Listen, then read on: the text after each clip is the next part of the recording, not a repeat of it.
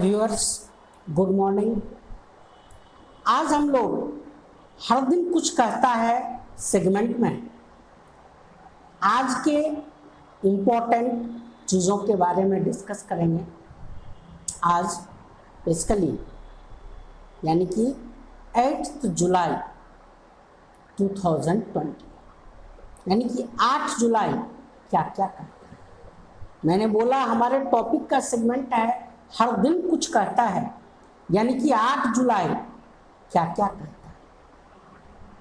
Video को शुरू करने से पहले मैं धन्यवाद ज्ञापित करना चाहता हूँ मेरे परम मित्र श्री संजीव कुमार जी का, जिनके सहयोग से ये सेगमेंट चल रहा है और चलते रहे।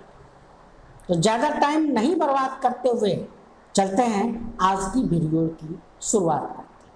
जैसे मैंने बोला हमारा टैगलाइन है हर दिन कुछ कहता है, तो 8 जुलाई क्या कहता है। आज के इस अंक में हम लोग देखेंगे पुर्तगाली नाविक वास्को डी गामा लिस्बन से भारत की यात्रा पर निकला था। आज यानी कि 8 जुलाई को पुर्तगाली नाविक वास्को डी गामा लिस्बन से भारत की यात्रा पर निकला था। दूसरी इंपॉर्टेंट चीज जो आज 8 जुलाई को है वह है भारतीय क्रिकेट में अमूल्य योगदान देने वाले सौरव गांगुली उर्फ दादा का आज जन्मदिन। आइए इसे थोड़ा विस्तार प्रदान करते हैं।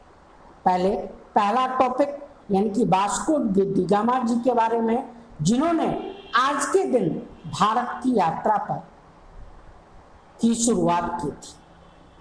बेसिकली वास्को डी गामा के बारे में सारी चीज़ों को डिटेल से समझेंगे और आगे डिस्कशन करेंगे। वास्को डी गामा एक पुर्तगाली नाविक था।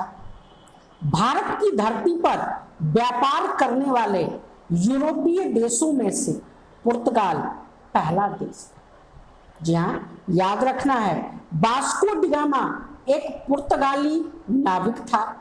भारत की धरती पर व्यापार करने वाले यूरोपीय देशों से पुर्तगाल पहला देश था।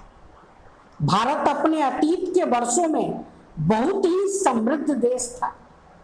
जैसे हम लोग सब जानते हैं जो भारत का अतीत अत्यंत ही स्वर्णमय है, वही बात हमने यहाँ लिखा है। भारत अपने अतीत के वर्षों में बहुत ही समृद्ध देश था। दुनिया की नजर यहाँ की अकूत मतलब परिपूर्ण धन संपदा पर थी, लेकिन कठिनाई यह थी कि भारत तक की यात्रा इतनी सुगम नहीं थी। मैंने बोला कि दुनिया की नजर, पूरे विश्व की नजर भारत की धन संपदा पर थी, लेकिन यहाँ पहुंचना सुगम नहीं था।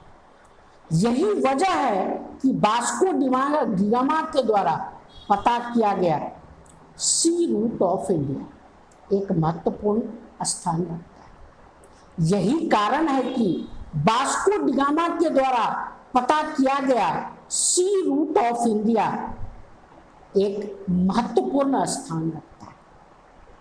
पुर्तगाली राजा मैनुअल ने 4 नौकाओं पर सवार 170 लोगों की एक टीम बनाई। पुर्तगाली राजा मैनुअल ने 4 नौकाओं पर सवार 170 लोगों की एक टीम बनाई।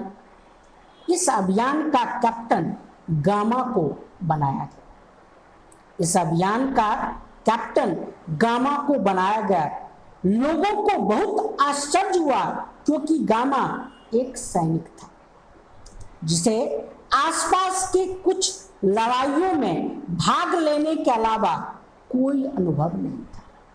जब राजा मैनुअल ने 4 नौकाओं पर सवार 170 लोगों की टीम बनाई और उसका कैप्टन गामा को बनाया गया, तो लोगों को बहुत ही आश्चर्य हुआ क्योंकि गामा एक सामान्य सैनिक था जिसे आसपास के कुछ लड़ाइयों में भाग लेने के अलावा कोई अनुभव नहीं था। उसे सामुद्रिक चुनौतियों का कोई भी ज्ञान नहीं था। 8 जुलाई 1947 को 8 जुलाई 1947 को पुर्तगाल की राजधानी लिस्बन से 4 जहाज के साथ चल पड़े और इस यात्रा की शुरुआत की। रास्ते में अनेक कठिनाइयों को झेलते हुए 20 मई 1498 को केरल के तट कालीकट पहुंचा। वास्को डी गामा साहब रास्ते में अनेक कठिनाइयों को झेलते हुए 20 मई 1498 को केरल के तट कालीकट पहुंचा। यहाँ के राजा समुद्री ने इनका स्वागत किया। पुर्तगालियों ने इन्हें जमोरीन कहा। यहाँ के राजा यानी कि केरल के राजा समुद्री ने इनका स्वागत किया। पुर्तगालियों ने इन्हें जमोरीन कहा। रास्ते में इतने सारे शत्रुओं का सामना करने के कारण पुर्तगाली इन्हें भी शत्रु समझ रहे थे। रास्ते में इतने सारे शत्रुओं का सामना करने के कारण पुर्तगाली इन्हें भी शत्रु समझ रहे थे। वहां पर राज दरबार आने से पहले एक मंदिर मिला जहां अंदर में देवी की एक मूर्ति दिखी। केरल में जब राजा के दरबार में वो लोग पहुंचे तो वहां पहुंचने से पहले एक मंदिर मिला जहां अंदर में देवी की एक मूर्ति दिखी। पुर्तगालियों को लगा यह मरियम की मूर्ति है और उसे भरोसा हो गया कि जमोरीन एक ईसाई शासक है। उसे भरोसा हो गया कि जमोरीन एक ईसाई शासक है। वो मूर्ति शायद मरियम्मा देवी की थी जिसे ये लोग ईसा मसीह की मां मरियम समझ रहे थे। इसके बाद एक यात्रा वृतांतकार भी था। उन्होंने लिखा, इस देश के लोग बूढ़े हैं, छोटे कद के और पहले देखने से ईर्ष्यालु और मतलबी लगते। मर्द कमर के ऊपर कुछ नहीं पहनते, कुछ बाल खड़े रखते हैं जबकि कई सर मुंडवा लेते हैं। महिलाएं सामान्यतया सुंदर नहीं दिखती है। बच्चों इनकी खोज की परिणाम यह रही कि विदेशी लोग व्यापार करने भारत आए और फिर सैकड़ों वर्षों तक हमारे शासक बने।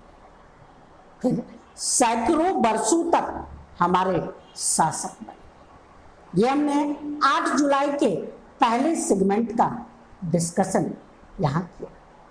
अब चलते हैं आज के दूसरे सेगमेंट का, और वो दूसरा सेगमेंट है जो आज हमारे सभी के महान क्रिकेटर यानी कि सौरभ गांगुली यानी कि दादा साहब का बर्थडे है।